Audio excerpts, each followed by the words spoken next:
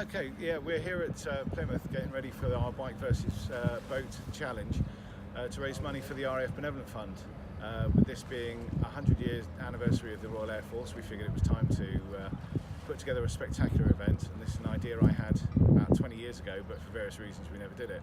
Now Cameron's an ambassador for the Royal Air Force Benevolent Fund. We figured now was the time. So it's been a huge effort putting it all together, lots of people involved. We're very grateful to RS Sailing and Rooster Sailing as well as Sail Racer to help us with the tracking, the boat and all the kit that they've donated, especially for the competition that we're running to win this via Cameron's Facebook page, Cameron Tweedle Sailing. It's going to be a tough day. The cyclists are doing 120 miles, climbing 11,500 feet. That's a huge effort. And we're going to have to go make our way across Lyme Bay, which is renowned for its huge waves. Weather conditions, they look good to begin with. We're going to have to continually monitor it because as we get further down the route, first priority is to stay safe. So we're going to give it our best shot. Hopefully we're going to have a good race today.